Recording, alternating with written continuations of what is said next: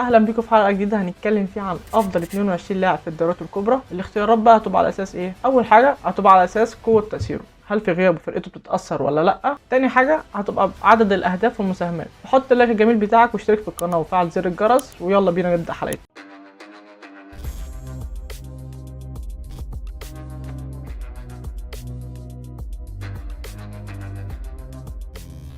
التشكيله الاولى والثانيه هتبقى بخطه 4-3-3. لما تيجي تبص على المهاجمين هتلاقي هالك الدوري الانجليزي هالاند، الراجل بسم الله ما شاء الله يعني مسجل 52 جول واخد دوري ابطال والدوري الانجليزي وكاس الاتحاد الانجليزي. وهتلاقي هاري كين الراجل اللي دافن نفسه مع توتنهام، هتلاقيه مسجل 30 هدف من اصل 70 هدف مسجلاه توتنهام. عارف انت الفلاح لما يبقى راجع من الغيط وحاطط حاجته على الحمار؟ اهو هاري كين ده عامل زي الحمار بس شايل توتنهام، يعني شايل حاجه مش عليها القيمه. وهتلاقي برضو فيكتور اوسيمين مهاجم نابولي الايطالي، اوسيمين اللي شارك مع نابولي في 38 مباراه قدر خلالهم ان هو يسجل 31 هدف. فهختار هالاند في التشكيله الاولى وهخلي اوسيمين في التشكيله الثانيه، وهاري كين بقى يروح يبيع بقى اي حاجه. في الهاف رايت بقى نحط ميسي. عارف والله انك هتقول لي حطيت ميسي ليه؟ ده طلع من بدري من دوري الابطال وما خدش غير الدوري الفرنسي مع باريس. هقول لك كلامك حلو وجميل، بس الراجل يعني شال منتخب الارجنتين على كتفه وخد بيهم كاس العالم الثالث للارجنتين وكان عامل بطوله ولا اروع. اما التشكيله الثانيه فالمنافسه كانت بين اتنين، بوكايو ساكا ومحمد صلاح. طبعا انت اتفاجئت لما قلت لك محمد صلاح، استنى ده انا لسه هفاجئك تاني دلوقتي. لما نيجي نشوف ارقام بوكايو ساكا مع الارسنال هنلاقيه لعب 48 ماتش قدر خلالهم ان هو يسجل 15 ويساهم في 11. مش انا قلت لك من شويه هفاجئك؟ خد يا عم المفاجاه. في ظل الاداء السيء اللي قدمه ليفربول الموسم اللي فات قدر محمد صلاح ان هو يسجل في الموسم السيء اللي بقول لك عليه ده 30 هدف. فتخيل انت بقى الراجل ده مسجل 30 هدف وكمان بيقول عليه كان موسم سيء ليه بالنسبه له. فعشان كده فضلت اختار محمد صلاح على ساكا وهحط في التشكيله الثانيه. في الجبهه الثانيه بقى هتلاقي مين ابرزهم؟ كان كفاره سخيليا من نابولي وعندك فينيسيوس جونيور من ريال مدريد. فكفاره سخيليا اللي شارك مع نابولي في 42 ماتش قدر خلالهم ان هو يسجل 14 ويساهم في 14 زيه. اللي في ظل التكتلات الدفاعيه كفاره يقدر يعدلك من 1 و2 ويحل لك المشكله ببساطه عادي خالص. 20 هدف ويصنع 18. غير كمان برضو دوره الرئيسي في وصول ريال مدريد لنص نهائي دوري ابطال اوروبا. فهختار فينيسيوس جونيور في التشكيله الاولى وهخلي كفاره سخيليا في التشكيله الثانيه. نيجي بقى ايه لنص الملعب. الواحد والله محتار يحط مين ولا مين في نص الملعب. نبتدي الاول بمركز رقم 6. فطبعا وانت مغمض عينك كده هتروح لرودري، يعني الراجل ملهوش خلاف عليه خالص. الراجل ما شاء الله عليه، يعني شوط تلاقي، ضربات بالراس تلاقي، ضرب من تحت تلاقي، كل حاجه عنده تلاقي. غير كمان اهدافه الحاسمه اهمها هدفه امام انتر ميلان في نهائي دوري الابطال. اما نمره 6 في التشكيله الثانيه فمش هتلاقي حد افضل من كاسيميرو. الراجل من ساعه ما وصل لليونايتد ونص ملعب اليونايتد اتظبط تماما، ودي كانت افضل صفقه عملتها اداره اليونايتد الموسم اللي فات. اما الاثنين نمره 8 في عينيك مش هتمل ابدا وانت بتتفرج على لوكا مودريتش. يعمل لك كده بوش رجله يوديك للجون، يعمل لك فنت كده يرميك على الارض. جنبه جود بيلينجهام الراجل اللي شارك مع دورتموند في 31 مباراه قدر ان هو يسجل 8 ويصنع 4. يبقى كده نص الملعب بتاع التشكيله الاولى عندك رودري، قدامه لوكا مودريتش، جنبه بيلينجهام. اما التشكيله الثانيه عندك كاسيميرو، مش هتلاقي جنبه احسن من دي بروين وجاندوجان. طبعا جماهير برشلونه دلوقتي عماله تزغرط بعد ما مضى معاهم. قلوب الدفاع عندك برشلونه اقوى خط دفاع في الموسم، كان داخل فيهم 11 هدف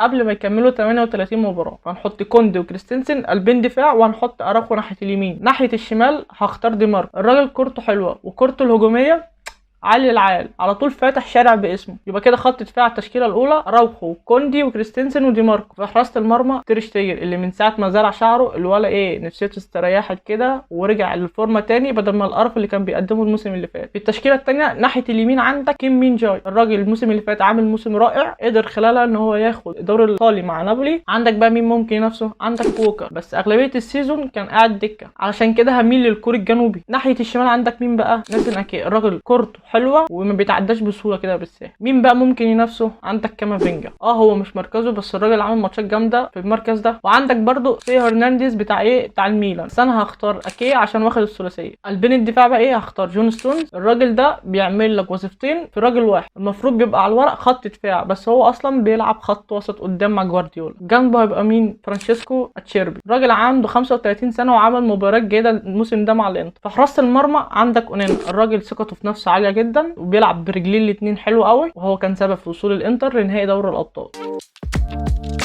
ويبقى التشكيلة الأولى في الهجوم عندك هالاند وميسي وفينيسيوس، وفي النص رودري وبيلينجهام ومودريتش، وفي خط الدفاع بقى عندك أراوخو وكوندي وكريستنسن ودي ماركو، في حراسة المرمى تريشتيجن، وفي التشكيلة التانية في خط الهجوم عندك صلاح وكفاراتسخيليا وأوسيمين، في نص الملعب عندك دي بروين وجاندوجان وكاسيميرو، في خط الدفاع عندك جون ستونز واتشيربي وناسن أكي وكيم مين جاي، وفي حراسة المرمى أونانا. كده نكون وصلنا لنهايه حلقتنا. ما تنساش تقول لي انهي تشكيله عجبتك، وما تنساش تقول لي برده ايه تشكيله الموسم بالنسبه لك، ولو عجبتك الحلقه ما تنساش تعمل لايك وتشترك في القناه وتفعل زر الجرس، ونتقابل في حلقه تانية باذن الله. سلام.